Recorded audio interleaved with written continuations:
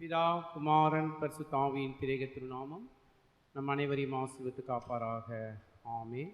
நாம் யாவரும் ஆண்டவரை நோக்கி ஜெபம் செய்வோம். திரியேக பராபரனாகிய கர்த்தாவே, தேவரீர் உம்முடைய மேய்ச்சலின் ஆடுகளாகிய நாங்கள் உம்மை போற்றி துதித்து உம்முடைய திருவசனத்தை கேட்டு அதன் மூலமாக எங்கள் ஆத்தும பசி தாகத்தை தீர்த்து கொள்ளும்படி இங்கே கூடி வந்திருக்கிறோம். கர்த்தாவே, உம்முடைய ஊழியக்காரர் உம்முடைய சத்திய வசனத்தை எங்களுக்கு தைரியத்தோடு எடுத்து பிரசங்கிக்கவும் அதை நாங்கள் மனமாற ஏற்றுக்கொண்டு உம்முடைய பிள்ளைகளாய் வாழவும் தேவரீர் எங்களுக்கு அனுக்கிரகம் செய்தருளும். ஆண்டவரே, உம்முடைய பிரசன்னத்தை எங்களுடைய இல்லங்களில் நாங்கள் உணரும்படி எங்களுடைய உணர்வுகளையும் உம்முடைய சத்தத்தை நாங்கள் கேட்கும்படி எங்களுடைய செவிகளையும் உம்மை நாங்கள் துதித்து பாடும்படி எங்களுடைய உதடுகளையும் நீர் ஏவி எழுப்ப வேண்டும் என்று உம்முடைய பொற்பாதத்தை பணிந்து ஜெபிக்கிறோம் ஜீவனுள்ள பிதாவே. ஆமேன். நாம் ஆண்டவருடைய நாமத்து மகிமை உண்டாகவும் கிறிஸ்து மகிமை விளங்கின பண்டிகைக்கு பின்வரும் முதலாம் ஞாயிறு ஆராதனைக்கு ஆர்வமாக 28ஆம் கீர்த்தனையை பாடுவோம். கீர்த்தனை 28. இயேசு ராஜனின் திருவடிக்கு சரணம் சரணம் சரணம்.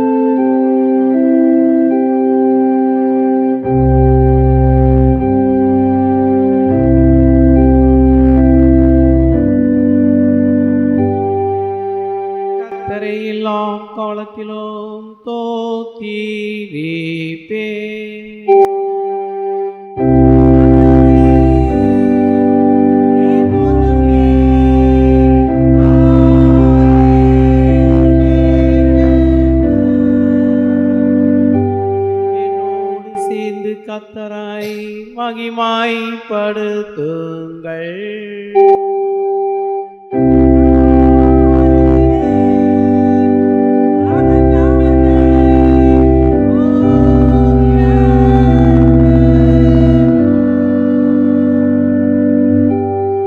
கர்த்தர் நல்லவர் என்பதை ருசித்து பாருங்கள்.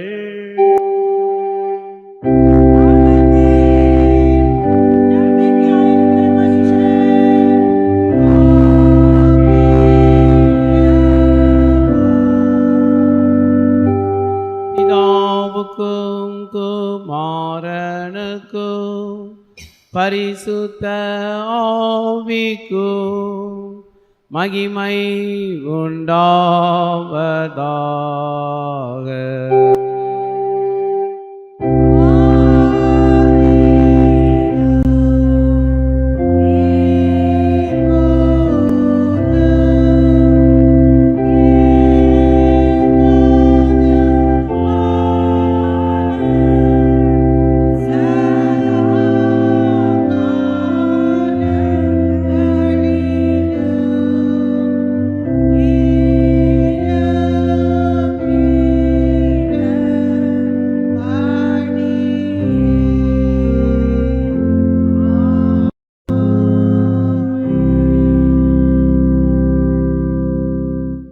பிரியமானவர்களே, நீங்கள் உங்கள் அபாத்திரத்தன்மையையும் உங்கள் பாவ குற்றங்களையும் உணர்ந்தறிந்து பராபரனுக்கு முன்பாக உங்களை தாழ்த்துங்கள்.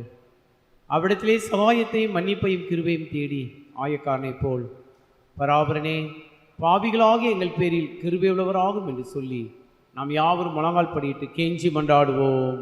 வாருங்கள்.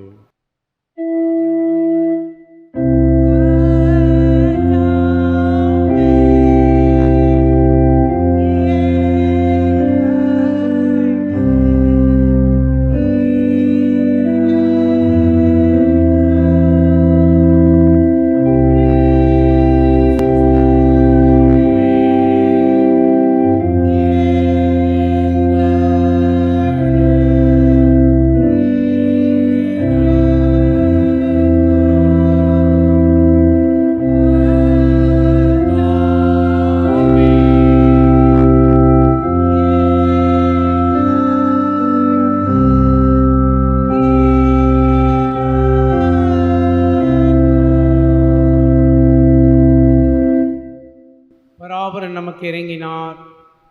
அவர் ஆகாதவனுடைய மரணத்தை விரும்பாமல் ஆகாதவன் தன் வழியை விட்டு திரும்பி பிழைப்பதையே விரும்புகிறார்.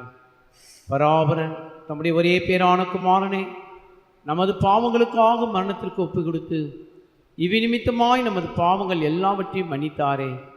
அவருடைய பரிசுத்த திருநாமத்தை நாம் யாவரும் எழுந்து நின்று நம்முடைய இல்லங்களில் 40ஆம் நாணப்பாட்டின் மூலம் புகழ்ந்து ஸ்தோத்தரிப்போம். வாருங்கள்.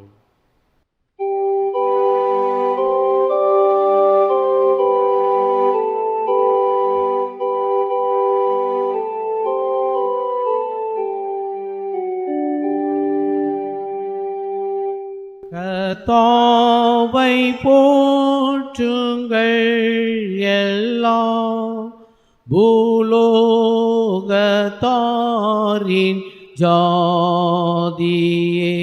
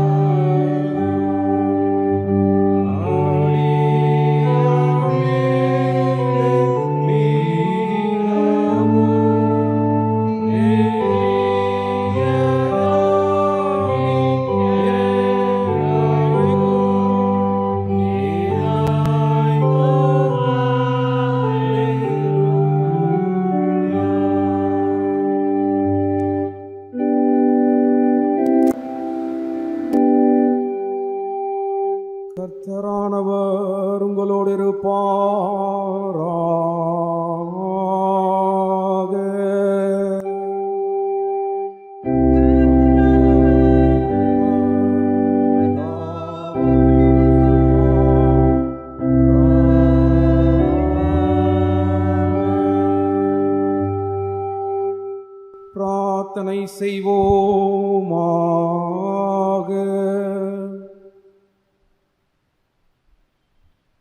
ஆண்டவராகிய கடவுளே, தேவரீரை நோக்கி வேண்டிக் கொள்ளுகிற உம்முடைய மக்களின் மன்றாட்டுக்களை இரக்கமாய் ஏற்றுக்கொண்டு நாங்கள் செய்ய வேண்டிய என்னதென்பதை பற்றிய அறிவையும் அதை உண்மையாய் நிறைவேற்றுகிற பலத்தையும் எங்களுக்கு அருள வேண்டும் என்று உம்மோடும் பரிசுத்த ஆவியானவரோடும் என்றென்றைக்கும் அரசாளுகிற எங்கள் நாதர் இயேசு கிறிஸ்துவின் வழியாய் உம்மாய் வேண்டி கொள்ளுகிறோம். சுவாமி.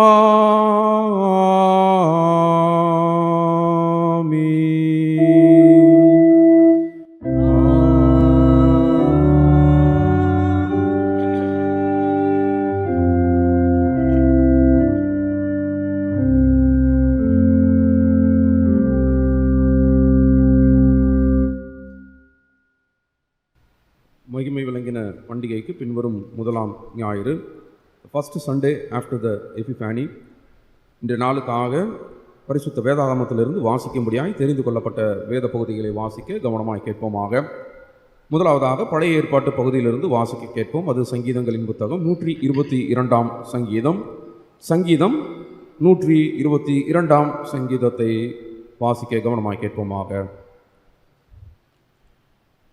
கர்த்தருடைய ஆலயத்திற்கு போவோம் வாருங்கள் என்று எனக்கு அவர்கள் சொன்னபோது மகிழ்ச்சியாயிருந்தேன். எருசலேமே, உன் வாசல்களில் எங்கள் கால்கள் நிற்கலாயிற்று. எருசலேம் இசைவினைப்பான நகரமாய் கட்டப்பட்டிருக்கிறது. அங்கே இஸ்ரவேலுக்கு சாட்சியாக கர்த்தருடைய ஜனங்களாகிய கோத்திரங்கள் கர்த்தரின் நாமத்தை ஸ்தோத்தரிப்பதற்கு போகும். அங்கே தாவீதின் வம்சத்தாருடைய சிங்காசனங்களாகிய நியாயாசனங்கள் வைக்கப்பட்டிருக்கிறது.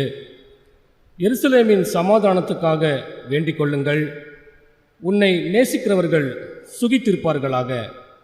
உன் அலங்கத்திற்குள்ளே சமாதானமும் உன் அரண்மனைகளுக்குள்ளே சுகமும் இருப்பதாக.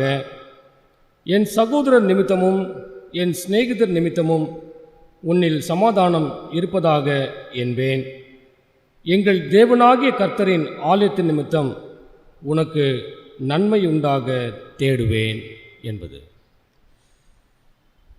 இருந்தவரும் இருக்கின்றவரும் வரவிருக்கின்றவருமாக எல்லாம் உள்ள கடவுளாகிய ஆண்டவர் பரிசுத்தர் பரிசுத்தர் பரிசுத்தர்.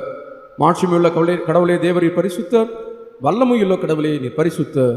என்றென்றும் உள்ள கடவுளே நீர் பரிசுத்தர். ஆமென். இந்த நாளுக்காக வாசிக்கும்படியாக தெரிந்து கொள்ளப்பட்ட நிருப பகுதி அது ரோமர் என்பவர் எழுதின நற்செய்தி நூல் 12ஆம் அதிகாரம் முதல் 5 வசனங்களை வாசிக்க கவனமாக கேட்போமாக. ரோமர் 12ஆம் அதிகாரம் 1 முதல் 5 வசனங்கள் முடிய. ரோமர் 12ஆம் அதிகாரம் 1 முதல் 5 வசனங்கள். அப்படி இருக்க சகோதரரே, நீங்கள் உங்கள் சரீரங்களை பரிசுத்தமும் தேவனுக்கு பிரியமுமான ஜீவ பலியாய் ஒப்பு கொடுக்க வேண்டுமென்று தேவனுடைய இரக்கங்களை முன்னிட்டு உங்களை வேண்டிக் கொள்ளுகிறேன். இதுவே நீங்கள் செய்யத்தக்க புத்தியுள்ள ஆராதனை. நீங்கள் இந்த பிரபஞ்சத்திற்கு ஒத்த வேஷம் தெரியாமல் தேவனுடைய நன்மையும் பிரியமும் பரிபூரணமுமான சித்தம் இன்னதென்று பகுத்தறியத்தக்கதாக உங்கள் மனம் புதிதாகிறதுனாலே மறுரூபமாகுங்கள். அல்லாமலும் எனக்கு அருளப்பட்ட கிருபையினாலே நான் சொல்லுகிறதாவது, உங்களில் எவனாயிலும் தன்னை குறித்து எண்ண வேண்டியதற்கு மிஞ்சி எண்ணாமல் அவனவனுக்கு தேவன் பகிர்ந்த விசுவாச அளவின்படியே தெளிந்த எண்ணமுள்ளவனாய் எண்ண வேண்டும்.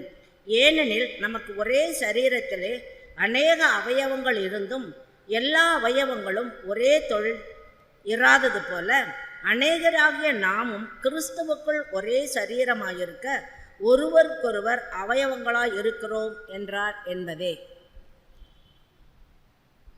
வாசிக்கும்படியாய் தெரிந்து கொள்ளப்பட்ட நிருப வாக்கியம் வாசித்து ஆயிற்று. ஆண்டவர் தாமே இந்த வசனங்களை ஒவ்வொருவருடைய இருதயங்களிலும் முடிவு பரியந்தும் நிலைத்திருக்க கிருபை செய்வாராக. ஆமென்.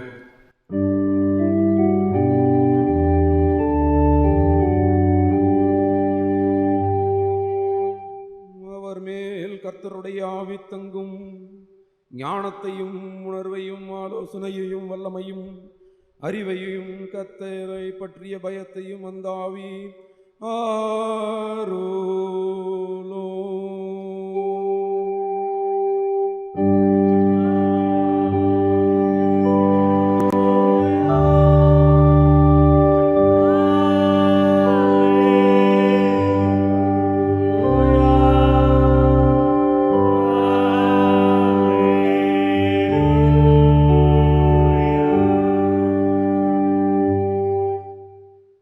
அப்படியே இன்றைய நாளுக்காக வாசிக்கும்படியாய் தெரிந்து கொள்ளப்பட்ட சுவிசேஷ பகுதி வாசிக்க கவனமாக கேட்போமாக. அது லூக்கா என்பவர் எழுதின நற்செய்தி நூல் 2ஆம் அதிகாரம் 41 முதல் 52 வசனங்கள் முடிய. லூக்கா 2ஆம் அதிகாரம் 41 வசனம் தொடங்கி 52 வசனங்கள் முடிய வாசிக்க கவனமாக கேட்போமாக.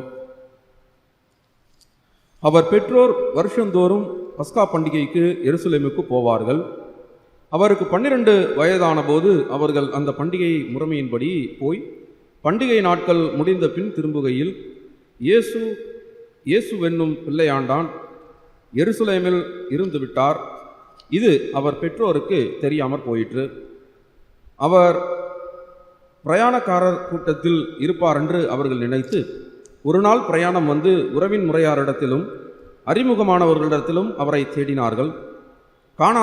காணாததினாலே அவரை தேடிக்கொண்டே எருசலேமுக்கு திரும்பி போனார்கள்.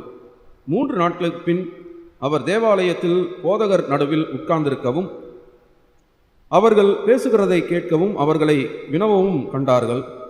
அவர் பேச கேட்ட யாவரும் அவர் அறிவையும் அவர் பகர்ந்த விடைகளையும் பார்த்து பிரமித்தார்கள். தாய் தகப்பன்மாரும் அவரை கண்டு ஆச்சரியப்பட்டார்கள்.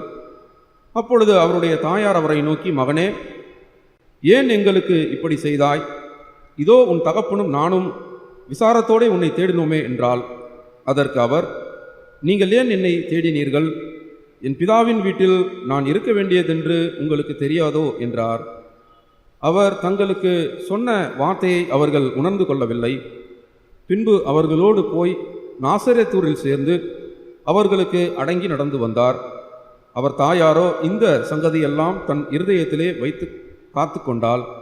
இயேசு ஞானத்திலும் வளர்த்தியிலும் அதிகரித்து கடவுளுக்கும் மனுஷருக்கும் பிரியராக மேன்மேலும் வளர்ந்து வந்தார் என்பதுவே.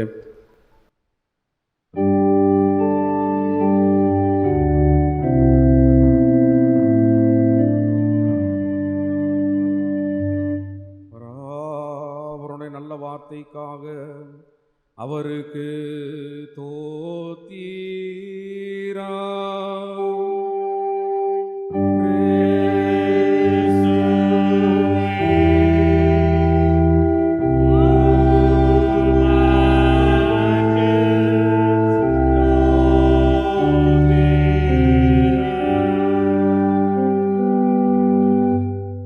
நாம் அகில உலகம் உள்ள திருச்சபையோடு ஒன்றி சேர்ந்தவர்களாய் நமது விசுவாசத்தை அப்போஸ்தல விசுவாச அறிக்கை மூலமாக நாம் பயபக்தியுடன் எழுந்து நின்று நாம் அறிக்கை செய்வோம். வாருங்கள், நாம் அப்போஸ்தல விசுவாச அறிக்கையை நாம் பயபக்தியுடன் எழுந்து நின்று நாம் அறிக்கை செய்வோம். பரலோகத்தையும் பூலோகத்தையும் படைத்த சர்வத்துக்கும் அல்ல பிதாவாகிய பராபரனை விசுவாசிக்கின்றேன். அவருடைய ஒரே குமாரனும் நம்முடைய ஆண்டவருமாகிய இயேசு கிறிஸ்துவை விசுவாசிக்கின்றேன். இவர் பரிசுத்த ஆவியினால் கர்ப்பத்தில் உற்பவித்து கன்னி மரியாளிடத்தில் பிறந்து பொந்து பிலாத்துவின் கீழ் பாடுபட்டு சிலுவையில் அறையுண்டு மரித்து அடக்கம் செய்யப்பட்டார். பாதாளங்களில் இறங்கி 3ஆம் நாள் மருத்துவரிடத்திலிருந்து உயிர்த்தெழுந்தருளினார். பரத்திற்கு ஏறி எல்லாம் வல்ல பிதாவாகிய பராபரனுடைய வலது பக்கத்தில் வீற்றிருக்கின்றார். அவ்விடத்திலிருந்து உயிருள்ளோரையும் மரித்தோரையும் நியாயம் தீர்ப்பளிக்க வருவார். பரிசுத்த ஆவியானவரை விசுவாசிக்கின்றேன். பொதுவான பரிசுத்த கிறிஸ்தவ சபையும் பரிசுத்தவானுடைய ஐக்கியமும் பாவ மன்னிப்பும் சரீர உயிர்த்தெழுதலும் நித்திய ஜீவனும் உண்டென்று விசுவாசிக்கின்றேன். ஆமென். நாம் அறிக்கையிட்ட இந்த விசுவாசத்திலே நிலைத்திருக்க ஒரு இறைவன் தாமே நமக்கு ஆன்ம பலம் அளித்து கிருபை செய்வாராக. ஆமென்.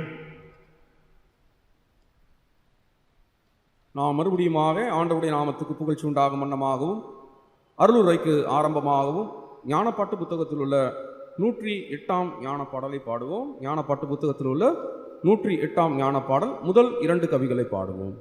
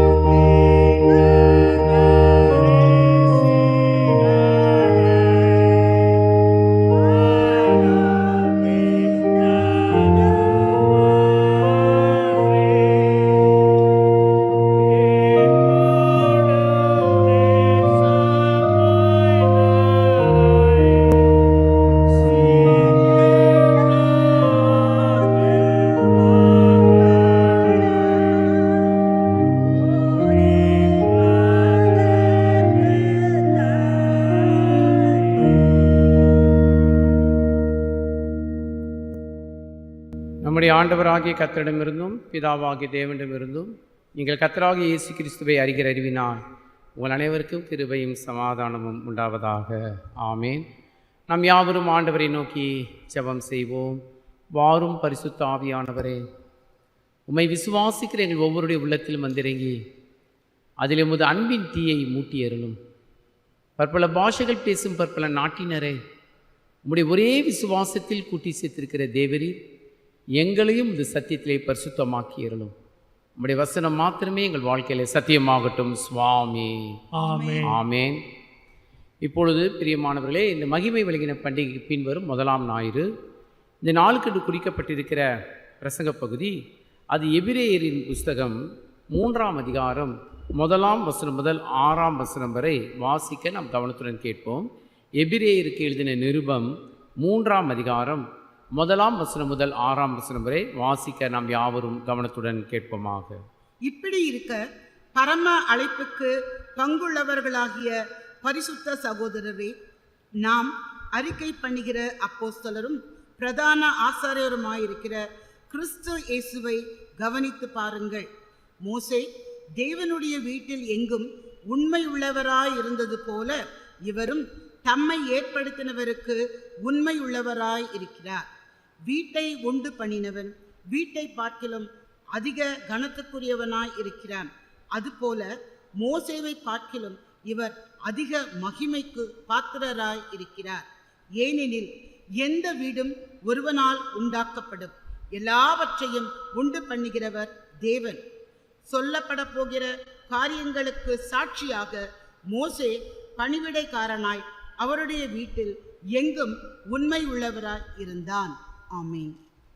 கிறிஸ்துவுக்குள் அன்பார்ந்த ஆண்டவருடைய அடியார்களே, இன்றைக்கு மகிமை விளங்கின பண்டிகை நாம் 6ஆம் தேதி நாம் கொண்டாடினோம்.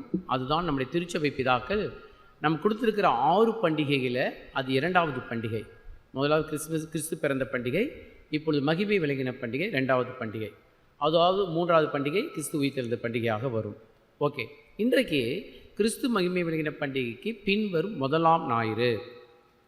கிறிஸ்து மகிமை விளங்கினது அப்படின்ட்டு பார்க்கும்போது சாஸ்திரிகள் போய் இயேசுவுக்கு மகிமை செலுத்தினார்கள். அந்த மகிமை மையமாக வைத்து தான் இந்த மகிமை விளங்கின பண்டிகைகளாம் வருகிறது.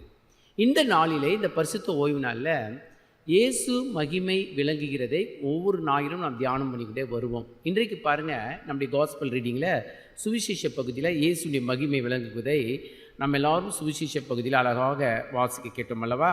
அது இன்றைக்கு 9ஆம் தேதி ஆகிய இந்த திருநாளில் லூக்கா 2ஆம் அதிகாரம் 41ஆம் வசனம் 52ஆம் வசனத்தில் இயேசு சிறியவனாக இருந்தார், தேவாலயத்தில் உட்கார்ந்திருக்கிறார். பெரிய விஞ்ஞானிகள், ஞானிகள், இறையல்வாதிகள் எல்லாரும் உட்கார்ந்திருக்கிறார்கள். அவர்கள் மத்தியில் இயேசு உட்கார்ந்திருந்து அவர்கள் கேள்வி கேட்பதையும் இவர் பதில் சொல்லுவதையும் பெற்றோர்கள் பார்த்து ஆச்சரியப்பட்டார்கள். அந்த இடத்துல பாருங்கள், இயேசுடைய மகிமை விளங்கியது. அடுத்த வாரம் பார்த்திங்கன்னா காணா ஒரு கல்யாணம், அங்கே இயேசுவின் மகிமை விளங்கியது. இப்படியே 6 ஞாயிற்றுக்கிழமைகள் நமக்கு வந்து கொண்டே இருக்கும். ஓகே, இன்றைக்கு பாருங்கள், கிறிஸ்து மகிமை விளங்கின எப்படி அவர் மகிமை விளங்குச்சுன்னா, அவர் ஞானமும் அறிவும் உணர்வும் தருகிற ஆவியை கர்த்தர் நமக்கு கொடுக்கின்றார். அதுதான் பார்த்திங்கன்னா இன்றைக்கி நம்ம பாடின படிவாக்கியம் பார்த்திங்கன்னா, அவர் மேல் கர்த்தருடைய ஆவி தங்கும், ஞானத்தையும் உணர்வையும் ஆலோசனையும் வல்லமையையும் அறிவையும் கர்த்தரை பற்றிய பயத்தை அந்த ஆவி அருளும். அதை எஸ்ஐயா 11:2 இல்லையா? அதுதான் தீர்க்கதரிசனமாக இயேசு நிறைவேறுது. அப்போது பிரியமானவர்கள் நல்லா கவனிங்க, இங்கே இயேசுடைய மகிமை தேவாலயத்தில் அவர் டீனேஜில் இருக்கும்போதே மகிமை வழங்குது. இயேசுவோடு பேசினவர்கள் எல்லாரும் ஆச்சரியப்பட்டார்கள், எப்படி இவர் பதில் சொல்லுகிறார் என்று சொல்லி. இறையல் படிப்பு ஒரு பக்கம், உலக அறிவு ஒரு பக்கம். அந்த இறையல் படிப்புக்கும் உலக அறிவுக்கும் நியாயப்பிரமாணங்களுக்கும் நடுவே இயேசு ஒரு தச்சனின் மகனாக அமர்ந்து கொண்டு என்ன செய்கிறார்? பதில் சொல்லி கொண்டிருக்கிறார். நிறைய பேர் சொன்னாங்கல்ல, இவர் கல்லாதவனாய் இருந்தும் எப்படி பேசுகிறார், இவர் தச்சனின் மகனாய் இருந்தும் எப்படி பேசுகிறார், இவ்வளெல்லாம் செய்கிறார் என்று சொல்லி. ஸோ இயேசு மகிமை நம்ம வாழ்க்கையில் வெளிப்படும்னு சொன்னால், உலக அறிவு, நாணம், படிப்புன்னு அதில் டாக்டரேட் இதெல்லாம் ஓகே உலகத்தில். ஆனால் இயேசுடைய மகிமை வரணும்னா கர்த்தருடைய ஆவியானவர் அவர் மேல் தங்கியிருந்தார். அப்பொழுது நாணம், அறிவு போன்ற ஆவி அவர் மேல் இருக்கும். இப்போ நல்லா try to understand this concept very clearly. என்னன்னு சொன்னால், இப்போ பார்த்தீங்கன்னா ஊழியக்காரங்களுக்கெல்லாம் சேலரி கொடுக்குறாங்க. இப்போ நம்ம எபிஸ்கோப்பல் சர்ச்லாம் பார்த்தீங்கன்னா சில சட்டங்கள் கொண்டு வந்தாங்க, ஆனால் அது ப்ராக்டிஸாக வந்து கேரி அவுட் பண்ண முடியல. டாக்டரேட் படித்தவங்களுக்கு இவ்வளோ சேலரி, எம்டிஹெச் படித்தவங்களுக்கு இவ்வளோ சேலரி, MA 6 MA படித்தவங்களுக்கு இவ்வளோ சேலரி, அப்படிலாம் கிடையவே கிடையாது. கர்த்தருடைய பார்வையில் பார்த்தீங்கன்னா படிப்பு, இறையியல் படிப்பு எல்லாம் இருக்கலாம், ஆனால் தச்சனின் மகனாய் இருந்த இயேசு கிறிஸ்து படித்தவர்கள் மத்தியில் அவர்கள் கேட்கிற கேள்விகளுக்கு இவர் பதில் கொடுப்பதும், இவர் கேள்வி கேட்க அவர் பதில் சொல்லாமல் தவிப்பதையும் இந்த பகுதியில் பார்க்குறோம். ஸோ கர்த்தர் நம்முடைய வாழ்க்கையில் மகிமை பண்ணணும்னு சொன்னால் தயவுசெய்து நன்றாக புரிந்து கொள்ளுங்கள். பணம், அறிவு, மற்றபடியான உலகப்பிரகாரமான பட்டப்படிப்புகள் எல்லாமே செல்லவே செல்லாது. தேவ சமூகத்தில் சொல்கிறேன், தேவ ஊழியத்திற்கு படிப்பு அவசியம், ஆனால் அவைகள்தான் வைத்து ஆண்டவர் ஊழியம் செய்வார் என்று நம்ம சொல்லவே முடியாது. ஒருவர் இருக்கிறார், ஒரு ஊழியக்காரர், அவர் அடிக்கடி சொல்வார், கல்லூரிக்கு போகவே இல்லை, நான் வந்து இத்தனை டிகிரி படிச்சிருக்கேன், கல்லூரிக்கு போகாதவங்களாம் இன்றைக்கி ஊழியம் செய்கிறாங்க அப்படிலாம் பேசுவார். 100% தேவ சமூகத்தில் இட்ஸ் அ ராங் கான்செப்ட். கர்த்தர் ஒருவனை பயன்படுத்த நினைத்தால் புழுதியில் இருக்கிற ஒருவனை தூக்கி தேவன் பயன்படுத்துவார். அல்லேலூயா. அதுதான் இங்கே மகிமை விளங்குகிறது. இயேசு மகிமை. இயேசு படித்ததினாலே அங்கே பதில் சொல்லலை, இயேசு அறிவாளியாக இருப்பதினாலே அங்கே என்ன சொல்ல அவர் அவங்களுக்குலாம் ஆன்சர் கொடுக்கல. இங்கே வேதம் ஏசாயா 11ஆம் அதிகாரத்தில் கர்த்தருடைய அறிவு, கர்த்தருடைய ஞானம், கர்த்தருடைய உணர்வு என்கிற ஆவியானவர் அவர் மேல் தங்கி இருந்தார். ஸோ யாரெல்லாம் பரிசுத்தாவின் அபிஷேகத்தினால, பரிசுத்தாவின் வரங்களினாலே நிரப்பப்பட்டிருக்கிறார்களோ அவர்களை கர்த்தர் பயன்படுத்துகிறார். அவர்கள் மூலமாய் மகிமை என்ன செய்து வெளிப்படுகிறது என்கிற ஆழமான உன்னதமான சத்தியத்தை இன்றைக்கி நாம் தெரிவித்துக் கொள்கிறோம். அதனால் நான் படிப்பு வேணாம் அதெல்லாம் சொல்லலை. அந்த படிப்பினால்தான் ஒருவன் ஊழியம் செய்ய முடியும், அந்த படிப்பினால்தான் கர்த்தருடைய சத்தியத்தை அறிவிக்க முடியும் என்று சொன்னால் அது வீணான ஒன்று, தவறான ஒரு கான்செப்ட். தயவு செய்து அது பெருமை உள்ளவர்கள் பேசி கொண்டிருக்கலாம், ஆனால் தேவ சமூகத்தில் பாருங்கள், இயேசு கிறிஸ்துவே அதுக்கு சாட்சியாக இருக்கிறார். தச்சனின் மகன் அல்லவா, இவர் கல்வி அறிவு இல்லாதவர் அல்லவா என்று சொல்லி ஆச்சரியப்படும்படியாக தேவனுடைய மகிமையை அங்கே வெளிப்படுத்தியது. கிறிஸ்துவுக்கள் அன்பார்ந்தவர்களே, நம்முடைய வாழ்க்கையில் நம் பலவீனர்களாக இருக்கலாம், சுகவீனர்களாக இருக்கலாம், படிக்காதவர்களாக இருக்கலாம், ஆனால் தேவ சமூகத்தில் நம்ம ஒப்புக் கொடுக்கும்போது, தேவன் நம்மை பயன்படுத்த நினைக்கும் பொழுது தேவன் ஆச்சரியமாய், அற்புதமாய், அதிசயமாய் நம்மை பயன்படுத்துவார் என்பதை நாம் மறந்துவிட வேண்டாம். 310 ஆண்டுகளுக்கு மேலாக ஆகிவிட்டதுலப்பா. சீக்கன் பாளையர் வந்து டாக்டரேட் கிடையாது. சீக்கன் பாளையெல்லாம் அந்த துவக்க காலங்களில் இறையியல் கல்வி படித்தார், அல்லது இறையிலே ஆழமாக, இறையியல் என்று சொன்னால் திருமறை தான், திருமறை சார்ந்த இறைவனை சார்ந்த தன்மைகள், அதுதான் இறையியல். அவரை கற்றதுனாலே தான் கடவுள் அவரை பயன்படுத்தினார் என்பதல்ல, கடவுள் தெரிந்து கொண்ட பாத்திரம் அவர். ஆக கிறிஸ்துவுக்கு அன்பார்ந்தவர்களே, முதலாவது நம்முடைய வாழ்க்கையில் கர்த்தர் மகிமைப்படும் சொன்னால் நம்ம என்ன செய்யணும், எப்போ மகிமைப்படும்? அன்றைக்கி இயேசு கிறிஸ்து அவர்கள் மத்தியில் பேசும்போது கர்த்தருடைய நாமம் மகிமைப்பட்டது. இன்றைக்கி உங்கள் வாழ்க்கையில், என் வாழ்க்கையிலும் கர்த்தருடைய நாமம் மகிமைப்படும் சொன்னால், இன்றைக்கி பிரசங்க பகுதி பாருங்கள், எபிரேயர் 3ஆம் அதிகாரத்தில் இயேசு கிறிஸ்துவை கவனித்து பாருங்கள், லுக் அட் ஜீசஸ் கிரைஸ்ட். இரண்டாவது மோசேயை பாருங்க, மோசையை பற்றி சொல்கிறாங்க, மோசையை பாருங்க. இவங்க 2 பேர்கிட்டையும் உண்மை என்கின்ற ஒரு சிறப்பு தன்மையை இங்கே ஆசிரியர் எடுத்து சொல்வதை நாம் பார்க்கிறோம். இப்படி இருக்க பரமளிப்புக்கு பங்குள்ளாகிய பரிசுத்த சகோதரர்களே, நாம் அறிக்கப்படுகிற அப்போஸ்தலரும் பிரதான ஆசாரியமாயிருக்க கிறிஸ்து இயேசுவை கவனித்து பாருங்கள் அப்படின்னு சொல்லிட்டு, மோசே தேவனுடைய வீட்டில் எங்கும் உண்மையுள்ளவனாக இருந்தான் என்று சொல்லப்படுகிறது. ஸோ இயேசு கிறிஸ்துவை நம்ம கவனித்து பார்க்கும் பொழுது பிரியமானவர்களே, அது ரொம்ப அருமையாக நம்முடைய வாழ்க்கையில் நம்ம ஜெயம் பெற்றலாம். ஒரு உயர்ந்த பதவியில் இருக்கிறவர், திருச்சபை சார்ந்த ஒரு பதவியில் இருக்கார், அவர் உண்மை முத்தமான தேவ மனிதன். ஆனால் அவரை பற்றி அவதூறுகள் எல்லாம் சொன்னார்கள். அவர் தன்னை வாழ்க்கை ஓட்டத்தை முடிச்சிட்டு கடைசியாக அவர்கிட்ட கேட்டபோது, இவ்வளவு எதிர்ப்புகள், அவமானங்கள், வீண்பலிகள் மத்தியில் நீங்கள் உண்மை உத்தமாக நீங்கள் இருந்ததுக்கு காரணம் என்ன, எப்படி சகிச்சிங்க அப்படின்னு அவர் சொன்னார். வருகிற வீண்பலிகள், அவமானங்கள், அவதூறுகள் எல்லாவற்றும் மத்தியிலையும் என் உணர்வுகளை கட்டுப்படுத்தி கொண்டு நான் இயேசுவை கவனித்து பார்ப்பேன் என்று சொன்னார். இந்த எபிரேயர் 3ஆம் அதிகாரத்தை இயேசுவை கவனித்து பாருங்கள். நம்முடைய வாழ்க்கையிலே கஷ்டங்கள் வரும்போது இயேசுவை பார்ப்போம், அவர் கஷ்டப்பட்ட போது என்ன செய்தார். நம்முடைய வாழ்க்கையில் வீண்பலிகள் வரும்போது இயேசுவை கவனித்து பாருங்கள், அவருடைய வாழ்க்கையில் வீண்பலி வந்தபோது அவர் என்ன செய்தார். நம்ம மீது அவதூறுகள் சொல்லும் பொழுது இயேசுவை கவனித்து பாருங்கள், அவர் வாழ்க்கையில் அவதூறு சொல்லும் போது அவர் என்ன செய்தார். இயேசுவை கவனித்து பாருங்கள். கிறிஸ்துக்குள் அன்பாத அப்போது தான் தேவனுடைய மகிமை நம்முடைய வாழ்க்கையில் வெளிப்படும் என்று சொல்லி மறந்துவிட வேண்டாம். எவ்வளோ நாளையா பொறுமையாக இருக்கிறது? இதே மாதிரி பேசிக்கிட்டு அசிங்கப்படுத்திட்டு அவமானப்படுத்திட்டு இருக்காங்களே, உடனே இயேசுவை கவனித்து பாருங்கள். அவரை இப்படி செய்த போதெல்லாம் அவர் என்ன செய்தார் என்று இயேசுவை கவனித்து கவனித்து கவனித்து நம்முடைய வாழ்க்கையில் ஒவ்வொரு காரியங்களை செய்யும் பொழுது நம் மூலமாக இயேசு நாம் மகிமைப்படும், நாமும் பெருத்த ஆசீர்வாதம் உள்ளவர்களாக இருப்போம். ஒன்று. இரண்டாவது பாருங்க, மோசே தேவனுடைய வீட்டில் எங்கும் உண்மை உள்ளவனாக இருந்தது போல இவரும் தம்மை ஏற்படுத்தினவருக்கு உண்மை உள்ளவராக இருக்கிறார். என்னங்க இது? மோசையை வச்சு இயேசு கம்பேர் பண்ணுறாங்க பாருங்க. மோசே தேவனுடைய வீட்டில் எங்கும் உண்மையுள்ளவராக இருந்தது போல இவரும் தம்மை ஏற்படுத்தினவருக்கு உண்மையில எவர்? ஆண்டவராக இயேசு. அப்போ மோசேயுடைய உண்மை பாருங்க, எவ்வளோ 100% பியூர் உண்மை அல்லவா? மோசையை சொல்லி இயேசுவை காட்டுறாருங்க இந்த ஆசிரியர். மோசே தேவனுடைய வீட்டில் எங்கும் உண்மையுள்ளவராக இருந்த போல இவரும் தன்னை ஏற்படுத்தினவருக்கு உண்மையுள்ளவராக இருக்கிறார். யார்? இயேசு சொல்கிறாங்க. இன்றைக்கி நம்முடைய வாழ்க்கையில் கடவுள் மகிமைப்படும் சொன்னால் நம்முடைய வாழ்க்கையில் அவர் எதிர்பார்ப்பது உண்மையை தான் எதிர்பார்க்கிறார். இப்போ பாருங்கள், உண்மைனா என்ன தெரியுமா? நல்லவங்கன்னா யார்? உண்மையில் என்ன சொல்கிறாங்க, சார் ஐயா அவர் கை நீட்டி காசு வாங்கினார்னா, லஞ்சம் வாங்கினார்னா கரெக்டாக செஞ்சு கொடுத்துருவார், நல்லவரியா? எப்படி பாருங்கள், இப்போ அண்டர்ஸ்டாண்டிங் அபவுட் ட்ரூத். கை நீட்டி காசு வாங்கினார்னா அதை செஞ்சுருவார், நல்லவர் தெரியுமா அப்படின்வாங்க. இப்போ நல்லவர் பற்றி பேச, உண்மை நல்லவர் எது கான்செப்ட் பாருங்கள், அதோடைய இன்டர்பிரிட்டேஷன் எப்படி பண்ணிட்டாங்க பாருங்கள் உலகம், பிசாசு. அடுத்தது, ஐயா அவர் ரொம்ப நல்லவர், எப்படிங்க? கை நீட்டி காசு வாங்குவார், லஞ்சம் வாங்கிட்டு அதை செய்யலைன்னு வச்சுங்களேன், திருப்பி கொடுத்துருவார்.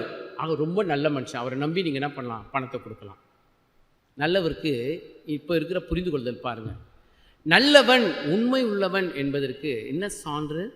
கிறிஸ்துவுக்குள் அன்பார்ந்தவர்களே, தேவனை கவனித்து பாருங்கள், இயேசுவை கவனித்து பாருங்கள். இப்போ உண்மைனா என்னங்க? எல்லாருமே தப்பு செஞ்சிடும். பண விஷயத்தில் ஒரு சிலர் தப்பு செஞ்சுருவாங்க. எல்லாரும் நம்ம லெஜிட்டிமைஸ் பண்ண முடியாது. நான் தப்பு செய்கிறதுனால எல்லாரும் செய்வாங்கன்னு சொல்லக்கூடாது. எல்லாரும் நல்லவங்களாக இருக்காங்க, நான் நல்லவனும் சொல்லக்கூடாது. தப்பு செய்கிறவங்க ஏதோ பணத்தை கொள்ளடிச்சுறாங்க, ஏதோ வேலை செய்கிற ஸ்தலத்தில் பண்ணிடுறாங்க. இப்போ எதுங்க உண்மை? அவங்க மனம் திரும்புகிறாங்க. இதுக்கு என்ன வழி பார்த்தீங்கன்னா, சகைவு பார்த்தீங்கன்னா எல்லாம் தப்பு செஞ்சிட்டாரு, லஞ்சம் வாங்கினார், அநியாயமாக சம்பாதிச்ச பண்ணார். ஆனால் அவருடைய வாழ்க்கையில் காணப்பட்ட உண்மை எது தெரியுமா? இயேசு தன் வீட்டுக்கு வந்த உடனே ஒரு உணர்வு அவருக்கு வருது. உடனே என்ன பண்ணுறாரு? தான் வாங்கினதை ஏழைகளுக்கு பாதி கொடுத்துருன்றார். ஏன்னா லஞ்சம் யார் யார்ட்ட வாங்கினா அவருக்கு தெரியல, எக்கச்சக்கமாக வாங்கிட்டாரு. அவன் ஒவ்வொரு இண்டிவிஜுவல்கிட்ட போய் அவரால் கொடுக்க முடியாது, ரிட்டர்ன் பண்ண முடியாது. ஆகவே என் சொத்தில் பாதியை ஏழைகள் கொடுத்துட்றேன். அப்போ பாதி தான் உண்மையாக அவர் சம்பாதிச்சிருக்காரு. ரைட், கரெக்டு, அது உண்மை. நான் நாளத்தனியாய் திரும்பி கொடுத்துட்றேன். சூப்பர், அருமையான ஒரு கான்செப்ட், ஸ்டேட்மெண்ட் அல்லவா? தாவீதை போல அங்கே நாத்தனியா சொல்கிறல, தாவீதுடைய ஜட்ஜ்மெண்ட், யாராக இருந்தாலும் நாளத்தனியாய் திருப்பி கொடுக்க வேண்டும். அன்றைக்கி தாவீது சொன்னார்ல, அதே தான் இன்றைக்கி சகை சொல்கிறாரு, நான் நாளத்தனியாக திருப்பி கொடுத்துருவோம் தான் ஆண்டவர் சொன்னால், இவனும் ஆபிரகாமின் குமாரனாக இருக்கிறானே. நல்லா புரிஞ்சு, அதுவும் உண்மை. தப்பு செஞ்சான் ஓகே, ஆனால் அதை அறிக்கை செய்து அதை ரிட்டர்ன் பண்ணிடாம பாருங்க, அதுதான் உண்மை. அதுதான் தேவன் வீட்டில் எங்கும் மோசே உண்மையிலவராய் காணப்பட்டார். ஒரு சகோதரர் என்கிட்ட வந்து சொன்னார், ஐயா நான் ரட்சிக்கப்பட்டேன், ஆனால் என்னுடைய அப்பா அநியாயமாக சம்பாதிச்சாலே எங்களுக்கு தெரியும். அவர் வேலை செஞ்ச டிபார்ட்மெண்ட்டில் ஃபுல்லாக லஞ்சம்தான் வாங்கி எங்களுக்கு வீடு கட்டினார், சொத்து சேர்ச்சார் பண்ணார். ஆனால் இன்றைக்கி நானும் என் மனைவி பிள்ளைங்கள்லாம் நான் ரட்சிக்கப்பட்டு இயேசுக்கெல்லாம் வாழ்ந்துட்டுருக்கோம். ஆனால் எங்களுடைய சொத்துக்களை இதெல்லாம் பார்க்கும்போது எனக்கு கில்ட்டி கான்சியஸாக இருக்குது. அநியாயமாக சம்பாதிச்சதே எங்களுக்கு தெரியும். என்ன செய்ய முடியும்? நான் கட்டின வீடுகள் எல்லாம் எங்கள் அப்பா எங்களுக்கு கொடுத்துருக்காரு, என்ன செய்யணும்? எப்படி நான் ஆட்டை போய் கொடுக்குறதுன்னு எனக்கு தெரியல. அப்போ அவர் சொன்னார், நான் சொன்னேன், நீங்கள் அதை வந்து ஆண்டவருக்கு திருப்பி கொடுங்க, ஏழைகளுக்கு. சகைவு தான் சொன்னேன், ஏழைகளுக்கு கொடுங்க. அநேக குருமார்களை படிக்க வைப்பதற்கு உதவி செய்யுங்க. பாதி வந்து நீங்கள் இந்த ஹோம்க்குலாம் கொடுங்க, ஹோம் ஃபார் ஏஜ் அல்லது ஹோம் ஃபார் ஆஃபன்ஸ்க்கெலாம் கொடுங்க.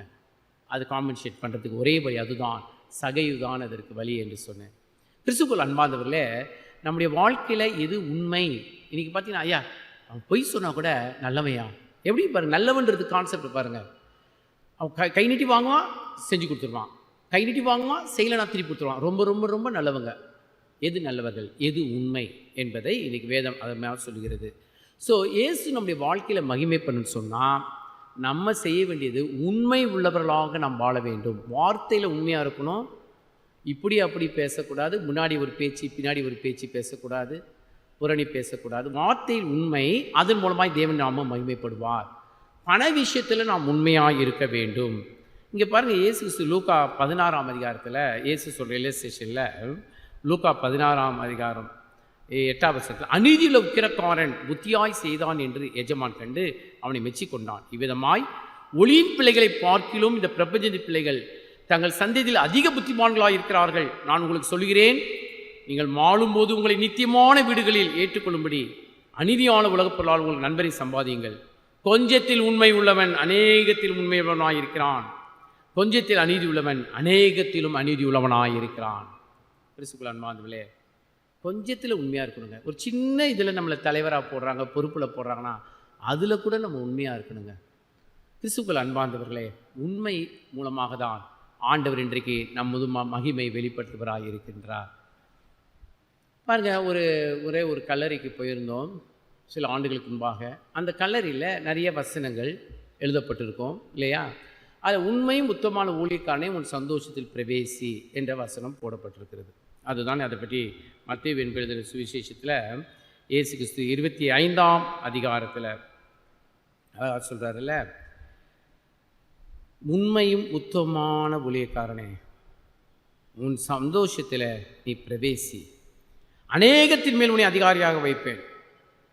கொஞ்சத்தில் நீ உண்மையாயிருந்தாய், அநேகத்தின் உன் அதிகாரியாக வைப்பேன், உன் எஜமானுடைய சந்தோஷத்துக்கு பிரவேசி. அது வசனம். அப்போ கூட அந்த சொல்கிறார் அவருடைய சொந்தக்காரர், ஐயோ வேதனையா, பொய்யா, காலமெல்லாம் இவர் குடும்பத்துலேயும் சரி வேலை செய்கிற இடத்துலையும் சரி அநியாயம் சம்பாதிச்சு அவர் கல்லறைக்கு மேலே இந்த வசனம். ஸோ நம்முடைய கல்லர்களின் மேல் எழுதப்படுகிற வசனங்களை வைத்து நம்மை அங்கே ஜட்ஜ்மெண்ட் பண்ண முடியாத ஒரு கட்டத்தில் இருக்கிறோம் என்றால், நம்மை நேசிக்கிறவர்கள், பாசமுள்ளவர்கள், நம் மரித்த பிறகு நமக்கு நல்ல ஒரு வசனத்தை அங்கே எழுதுவாங்க. ஆனால் ஆண்டவராகிய கடவுள் மாத்திரம்தான் நம்முடைய வாழ்க்கையை பார்த்து நமக்கு நியாயம் தீர்க்கிறவர். ஸோ உண்மையும் கொஞ்சத்தில் உண்மையாக இருங்க, தேவன் அநேகத்தில் அதிகாரியாக வைப்பாங்க அப்படின்னு சொல்லி. இன்றைக்கி பாருங்கள், குற்றப்படுத்துகிறவங்க தான் நிறையா இருக்கிறாங்க. ஒரு விபச்சார ஸ்திரீ வச்சு எல்லாம் கல்லை வச்சு நிற்கிறவங்க சுற்றி நிற்கிறாங்க. பாருங்கள், நீங்கள் ஒரு ஆலயம் கட்டினா நீ கொள்ளடிச்ச, அவன் சொன்னான், இவன் சொன்னான், இயேசு தான் சொன்னாங்க. உடனே இயேசுவை கவனித்து பாருங்கள். உங்கள் மனசாட்சிக்கும் இயேசுக்குள்ள உறவுகளில் நாம் உண்மை உள்ளவர்களாக நாம் இருக்க வேண்டும் என்று பரிசுத்த ஆவியானவர் நம்மோடு கூட பேசுகிறார். நீங்கள் எபிரேயர் 3ஆம் அதிகாரம் திருப்பி வாசித்து பாருங்கள்.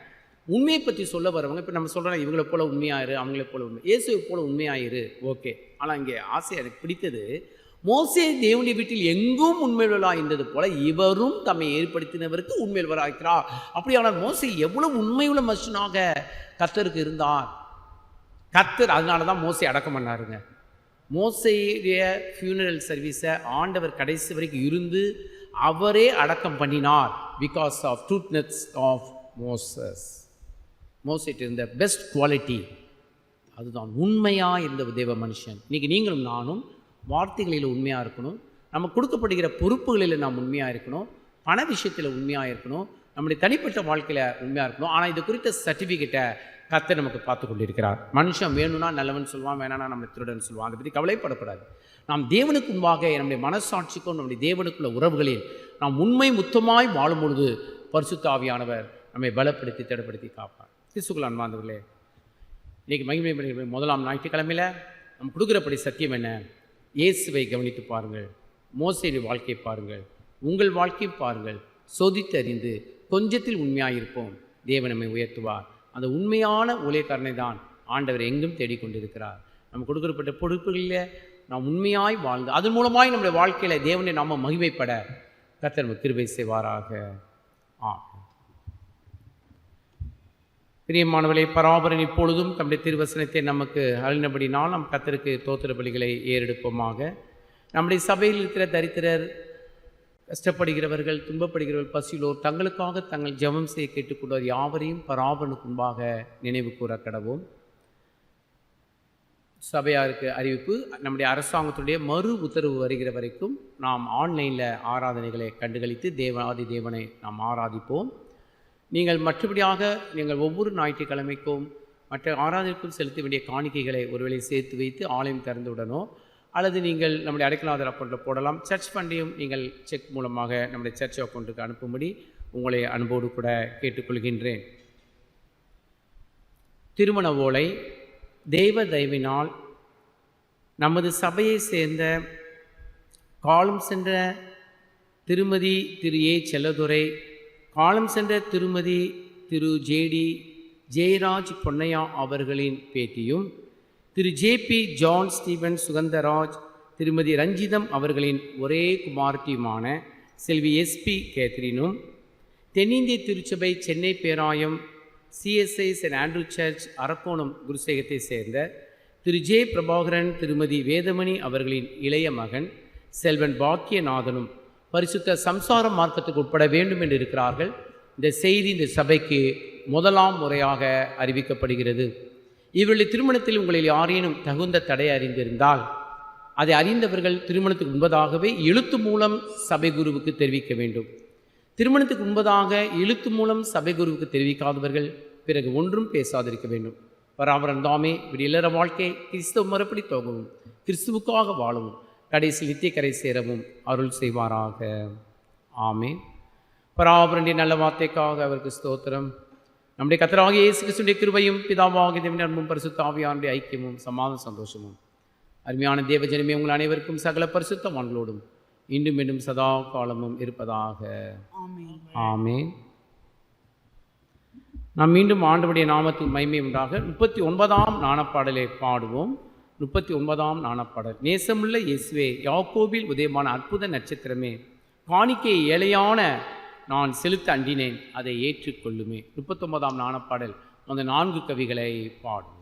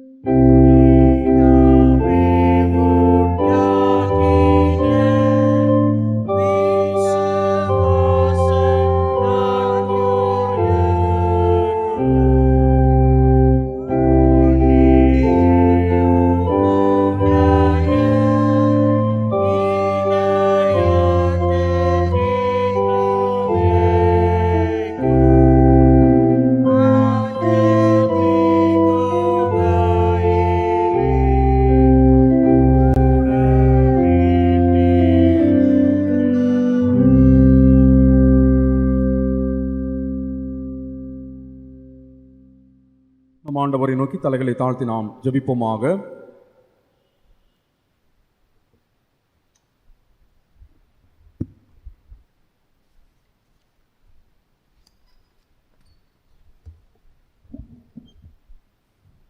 எல்லாம் வல்ல நித்திய கடவுளே, எங்கள் ஆண்டவராகிய இயேசு கிறிஸ்துவின் தந்தையே, உம்முடைய பிள்ளைகளாகிய நாங்கள் உமது முன்னிலையில் விண்ணப்பம் செய்ய வருகின்றோம். எங்கள் பரம தந்தையே, எல்லோரையும் மீட்க வல்ல உமது பரிசுத்த வார்த்தையை உம்முடைய ஊழியர் திருச்சபையில் கலப்பின்றி போதிக்கவும், கிருபையின் சாதனங்களை அவர்கள் ஒழுங்காக வழங்கவும் அவர்களுக்கு தேவரீர் துணை செய்தருள வேண்டும் என்று உம்மை வேண்டிக் கொள்ளுகின்றோம். எங்கள் விண்ணப்பத்துக்கு செவிசாய்த்தருளும் தயவுள்ள தந்தையே, எங்கள் நாட்டிற்கு மீட்பை பற்றின நற்செய்தியை உம்முடைய ஊழியர்கள் வழியாக அனுப்பி எங்கள் சபைகளின் வளர்ச்சிக்காக ஜெபம் செய்வதோடு பல வகைகளில் உதவியும் செய்து வருகிற எங்கள் தாய் சபைகளை தேவரீர் உமது சத்தியத்தில் நிலைத்து நிற்க செய்து அவற்றின் மீது உம்முடைய ஆசீர்வாதத்தை பொழிந்தருள வேண்டும் என்று உம்மை வேண்டிக் கொள்கின்றோம். எங்கள் விண்ணப்பத்துக்கு செவிசாய்த்தருளும் தயவுள்ள பிதாவே.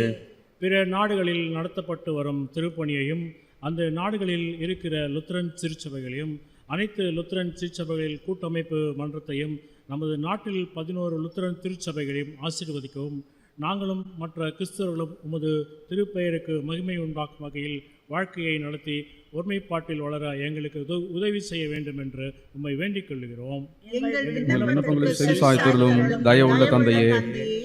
திருச்சபைக்கு புறம்பே இருக்கிற எல்லா மக்களையும், முக்கியமாக எங்கள் நாட்டில் இருக்கும் பிற மதத்தினரையும் உம்முடைய நற்செய்தியை கொண்டு வரவழைக்கவும், நாங்கள் செய்து வரும் திருப்பணிகளையும் அங்கே பணியாற்றும் உம்முடைய அடியாரையும் ஆசீர்வதிக்கவும், எங்கள் திருச்சபையில் அனைத்து வாரியங்களின் வழியாய் நடைபெற்று வரும் ஊழியங்களையும், டாய்கோனிய வாரியத்தின் மூலமாக நடைபெறுகின்ற ஊழியங்களையும், சிறுவர் நலப்பணி இயக்கம், ஞாயிறு பள்ளிகள், இளைஞர் இறைப்பணி இயக்கம், இளைஞர் இயக்கம், பெண்கள் ஐக்கிய சங்கம், ஆண்கள் ஐக்கிய சங்கம் மூலம் நடைபெற்று வரும் ஊழியங்களை ஆசீர்வதிக்கவும், சீகன்பால் அருள்பணி ஊழியத்தின் மூலமாக செய்யப்படும் ஊழியங்களையும் அணுப்பணியாளர்களையும் அருள்பணி தளங்களையும் ஆசீர்வதிக்கவும், இவ்வூழியத்திற்கென்று சபையில் வாலிபர்கள் எழுப்பப்பட துணை செய்தருளும்.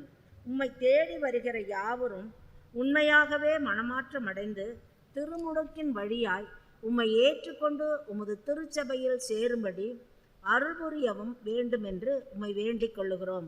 எங்கள் விண்ணப்பங்களுக்கு செவிசாய்த்தருளும் தயவுள்ள தந்தையே.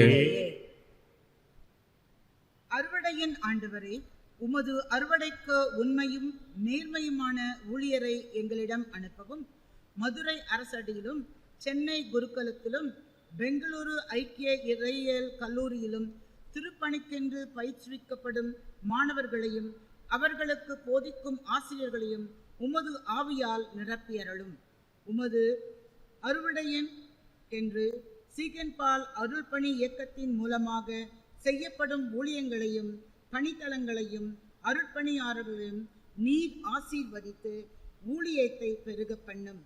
இவ்வூழியத்திற்கென்று சபையில் வாலிபர்கள் எழுப்பப்படவும் துணை செய்தருளும். எங்கள் விண்ணப்பத்திற்கு செவிசாய்த்தருளும் தயவுள்ள பிதாவே. உம்முடைய சித்தம் எங்களிடம் நிறைவேறும்படி நாங்கள் மெய்யான விசுவாசத்தில் உறுதியாய் நின்று பிசாசு, உலகம், மாமிசம் என்கிற பகைஞர்களை எதிர்த்து வெல்லவும், நாங்கள் செய்ய வேண்டியவற்றை அன்போடும் ஆர்வத்தோடும் செய்யவும், எங்களுக்கு வரும் பாடுகளை பொறுமையோடும் நம்பிக்கையோடும் அனுபவிக்கவும், எங்களை நாங்கள் வெறுத்து உமக்கென்று எங்களை ஒப்புவிடவும், எங்களுக்கு உமது ஆவியாக ஈவை தந்தருள வேண்டும் என்று உம்மை வேண்டிக் கொள்கிறோம். எங்கள் விண்ணப்பங்களுக்கு செவிசாய்த்தருளும் தயவுள்ள பிதாவே. ஆண்டவரே, எங்கள் தாய் நாட்டை ஊழல், லஞ்சம், ஜாதி வேறுபாடு, வன்முறை போன்றவற்றில் பகைவரிடமிருந்து காப்பாற்றி அதில் என்றும் சமத்துவம், சமாதானம் நிலவும்படி செய்யவும், எங்கள் குடியரசின் தலைவருக்கும் பிரதமருக்கும் அவர்களை சேர்ந்த யாவருக்கும் சிறந்த அறிவாற்றலையும் கொடுக்கவும், மாநில ஆளுநர், முதலமைச்சர், பிற அமைச்சர்கள், சட்டமன்ற உறுப்பினர்கள், அரசாங்க அதிகாரிகள் ஆகிய எல்லாருக்கும் விவேகத்தை அருளி நாட்டிற்கு நலமானவற்றை அவர்கள் செய்யும்படி அவர்களை வழிநடத்த வேண்டும் என்று உம்மை வேண்டிக் கொள்ளுகிறோம். எங்கள் விண்ணப்பங்களுக்கு செவிசாய்த்தருளும் தயவுள்ள பிதாவே.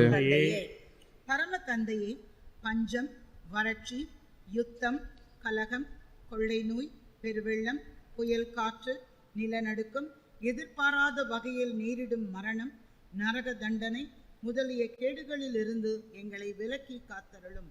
எங்களிடையே இருக்கிற நோயாளிகள், ஏழைகள், கர்ப்பவதிகள், விதவைகள், திக்கற்றவர்கள், கிறிஸ்தவர்களாய் இருப்பது நிமித்தம் துன்பப்படுத்தப்படுகிறவர்கள் ஆகிய எல்லாருக்கும் தேவரீ சமய சகாயராய் விளங்கு அருள வேண்டும் என்று உம்மை வேண்டிக் கொள்கிறோம். எங்கள் விண்ணப்பங்களுக்கு செவிசாய்த்தருளும் தயவுள்ள பிதாவே. நாங்கள் எல்லோரும் உம்முடைய கிருபையை பெற்றவர்களாய் வாழவும், எங்கள் வாழ்க்கையின் முடிவில் உம்முடைய சமாதானத்தை உடையவர்களாய் வாழ்க்கை முடித்து, உமது பராமரிப்பின் கீழ் நிலைப்பாரி உமது வல்லமையால் உயிர் பெற்றெழுந்து எல்லா பரிசுத்தர்களோடும் நித்தியமான மெய்வாழ்வை உரிமையாக்கிக் கொள்ளவும் எங்களுக்கு அருள் புரிய வேண்டும் என்று எங்கள் ஆண்டவராக இயேசு கிறிஸ்துவின் வழியாக உம்மை வேண்டிக் கொள்கிறோம் சுவாமி. ஆமேன். ஆண்டவருடைய ஜெபத்தை ஏறெடுப்போம். பரமண்டலங்களில் இருக்கிற எங்கள் பிதாவே, உடைய நாமம் பரிசுத்தப்படுவதாக, உடைய ராஜ்யம் வருவதாக, உடைய சித்தம் பரமண்டலத்திலே செய்யப்படுகிறது போல பூமியிலேயும் செய்யப்படுவதாக. அன்றன்று வேண்டிய ஆகாரத்தை எங்களுக்கு இன்று தாரும். எங்கள் கடனாளிகளுக்கு நாங்கள் மன்னிக்கிறது போல எங்கள் பாவக்கடங்களை மன்னித்தருளும். எங்களை சோதனைக்குட்பட பிரவேசிக்க பண்ணாமல் தீமையை நின்று எங்களை ரட்சித்தருளும். ராஜ்யமும் வல்லமையும் மகிமையும் என்றென்றைக்கும் உம்முடையவைகளே சுவாமி. ஆமென்.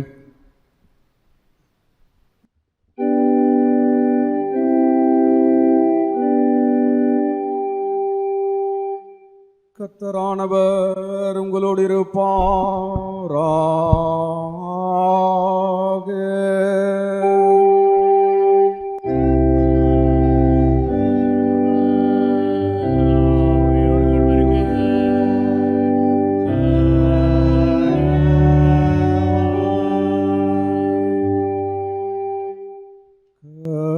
கர்த்தரானவர் உன்னை ஆசீர்வதித்து உன்னை காப்பாராக.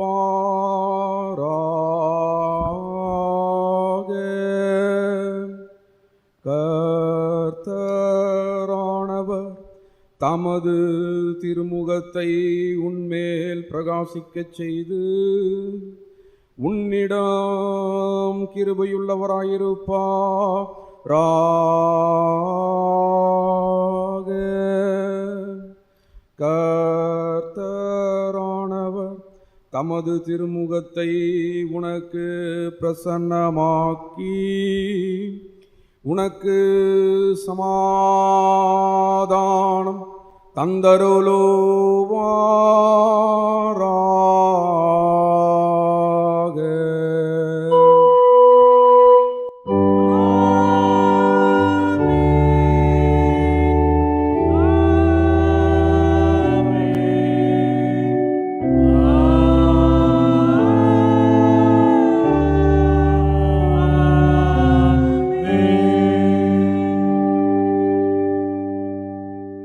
ஆண்டவருடைய நாமத்துக்கு புகழ்ச்சி உண்டாகும் வண்ணமாகவும் ஆராதனைக்கு நிறைவு கீதமாக 84ஆம் ஞானப்பாடல் உள்ள 8, 9ஆம் கவிகளை பாடுவோம். விசுவாசத்தை அவிக்க சத்துருக்கள் பார்க்கவே அதை நீர் அதிகரிக்க பண்ணும் தேவ ஆவியே, நாங்கள் பொய்யை பார்க்கிலும் தெய்வ வாக்கை நம்பவும் என்கின்ற 84ஆம் ஞானப்பாடல் 8, 9 கவிகளை பாடுவோம்.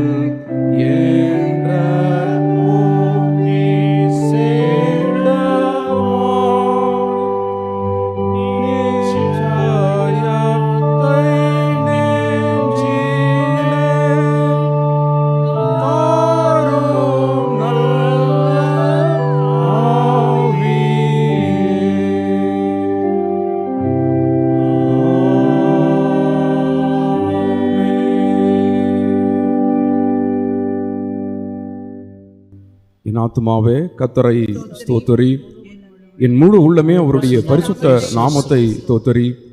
என் ஆத்துமாவே கர்த்தரை ஸ்தோத்திரி, கர்த்தர் செய்த சகல நன்மைகளையும் என்றென்றும் மறவாதே. ஆமென். சுவாமி கிருபையாயிரும், கிறிஸ்துவே கிருபையாயிரும், சுவாமி கிருபையாயிரும்.